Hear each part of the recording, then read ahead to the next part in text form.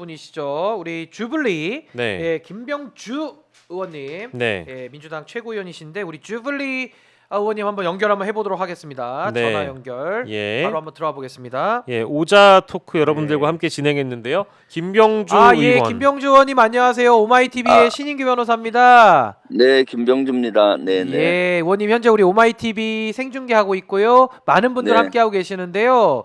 네. 우선은 어제 그 서울 서부지법에서 일어났던 이런 내란 119 내란이라고 할 수 있는 이 폭도들의 난동 여기에 대해서 좀 어떻게 밤새 지켜보셨습니까?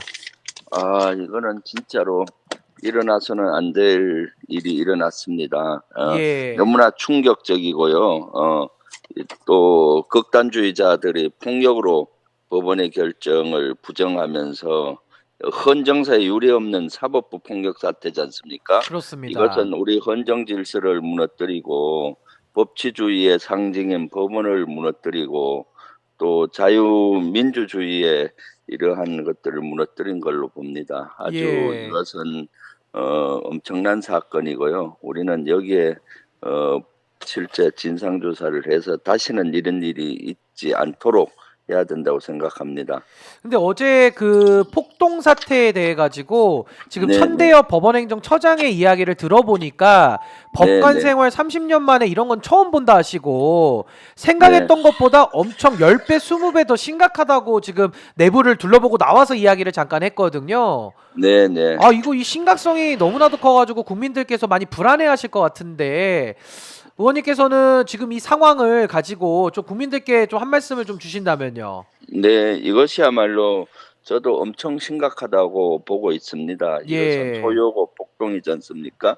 그리고 다른 데도 아니고 법원에 대한 폭동이 이루어진 거 아니겠습니까? 예, 그래서 지난번에 12.3 내란 때는 계엄을 통해서 군인을 동원을 해서 실제 우리 그 입법부를 완전히 무력화시켰고요. 예, 이번에는 극단주의자들이 무리지어서 법원을 무너뜨린 건죠. 그럼 우리가 대한민국이 법치주의 국가인데 법치주의를 무너진 겁니다. 그래서 예, 이것은 법치주의가 무너진다는 것은 대한민국을 무너뜨리는 행위라고 보여지거든요. 예, 그렇기 때문에 이것은 진짜로 큰 사건이라고 보여지고요.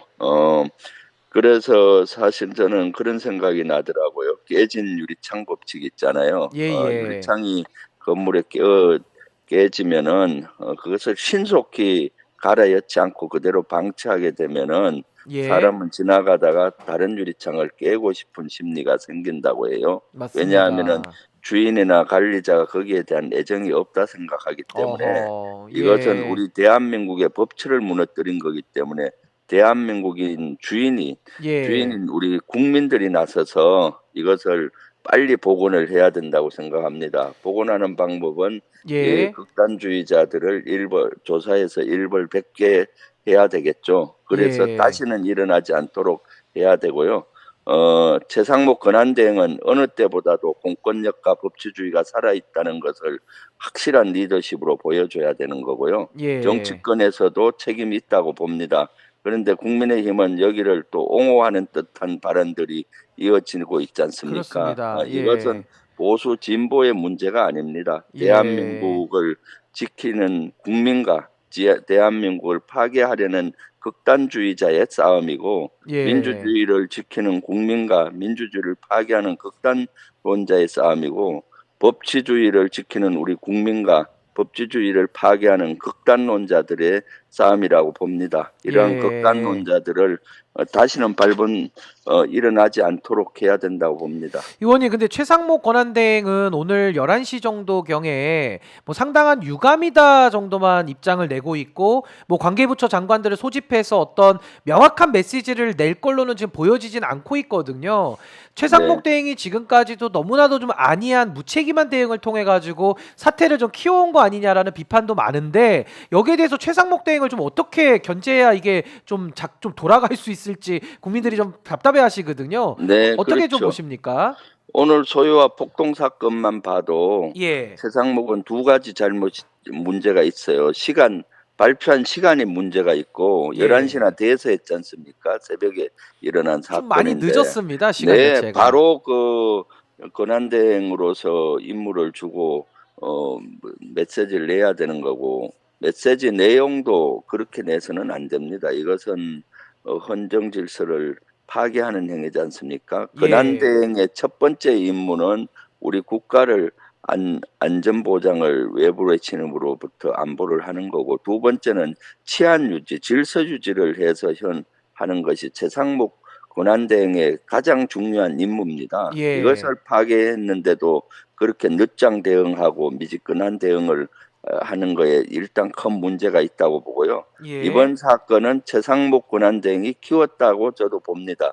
왜냐하면은 실제 최상목 권한대행이 되고 공권력에 의해서 윤석열을 체포하는 영장을 집행할 때 법치주의가 살아있음을 보여줘야 되는데 그것을 예. 방조했지 않습니까? 네, 그러니까 그 세력 극단론자들이 모이게 되고 또 이런 결과까지 나오게 된 원인의 한 원인도 있다고 봅니다. 예, 우리 박영식 앵커님 나와 계시는데 한번 좀 질문 좀 더 드려보겠습니다. 예, 김병조 의원님 반갑습니다. 저희 다름이 아니고 이제 내란 특검은 어쨌든 국회를 통과한 상황이잖아요. 근데 네네. 이게 이제 제3의 내란이라고도 볼 수 있는 오늘 새벽에 이 폭동이 있었기 때문에 네. 그래도 이제 민주당 입장에서는 또 국회 입장에서는 이 통과된 내란 특검법이 최상목으로 하여금 그래도 거부권이 쓰여지는 것이 아니라 권한대행이 이 특검법을 수용할 가능성에 대해서도 일부 기대가 있을 거라는 생각은 좀 드는데 그런 기대는 혹시 없으신지요? 최상목 권한대행은 당연히 이번에는 빨리 수용해서 내란 특검법을 공포해야 됩니다. 최상목 권한대행이 요구했던 사항들은 우리 민주당에서 받아들여서 또 국민의힘이 요구했던 내용도 받아들여서 내란 특검법을 수정안을 낸 겁니다. 예. 그 범죄 수사 범위도 축소했고요. 11개 사항에서 6개로 줄였잖아요. 외환죄라든가 선동죄 이런 것까지 다 뺐고요. 또 그리고 수사관들도 축소했고 수사관 숫자로 기간도 축소하고 그래서 국민의힘이나 최상목 권한대행이 요구했던 사항은 거의 충족이 됐다고 봅니다. 예. 이제는 최상목 권한대행이 거부할 수 있는 대의 명분은 없습니다. 그리고 오늘 보십시오. 법원을 폭동을 일으키는 그러한 극단론자들을 보십시오. 이것을 거부권을 행사하면은 이런 것들이 앞으로 더 장기화될 거 아닙니까? 그렇기 때문에 권한대행 최상목은 거부권 행사는 해서는 안 되고 빨리 오늘이라도 공표하기를 강하게 요구합니다. 예. 아니 그리고 윤석열 대통령 어제 현직 대통령 사상 최초로 구속영장 발부가 됐거든요. 앞으로도 지속적으로 법적 절차를 다퉈가면서 좀 소위 말하는 꼬투리 잡기 식으로 갈 걸로 보여지는데 향후 수사 전망은 좀 의원님 어떻게 보십니까? 저는 뭐 향후 수사 전망은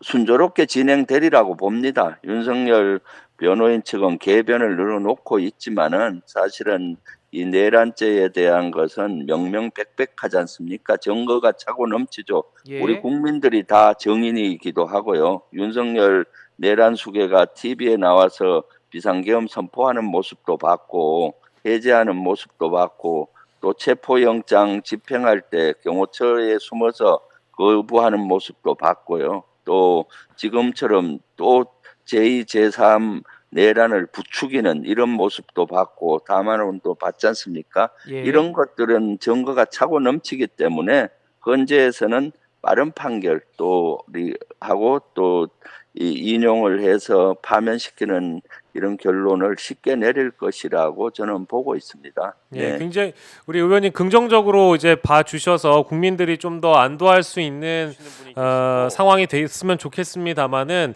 그럼에도 불구하고 지금 헌재 변론 기일이 이제 3일 더 늘어나서 이제 2월 중순까지는 이제 이걸 진행을 해야 되고 이제 평의 내용을 좀 거쳐가지고 아무리 빨라도 이제 2월 말까지는 그래도 이 상황이 이어질 거라고 보는데 좀 다만 불안한 것은 오늘 이제 폭동이 있었기 때문에 이게 이제 헌재가 위협을 받는 것은 아닌지, 아니면 또 사실은 뭐 주말마다 이어지고 있는 이런 민주 진보 시민들의 집회가 이어지고 있는 상황 속에서 경찰의 질서 유지가 이어진다고 하더라도 이런 분위기가 이제 고조되다 보면은 시민들마저도 또 위협받을까봐 좀 걱정되는 측면이 없지 않아 있는데요. 김병주 의원께서 이런 대목에 대해서 그래도 안전하다라는 말씀을 해주시면 좀 감사드릴 것 같습니다. 어떻게 좀 보고 계신지요? 네, 그렇죠. 지금 법원에 대한 폭동에서 보듯이 앞으로 제2 목표는 헌재가 되겠죠. 이런 극단론자들은.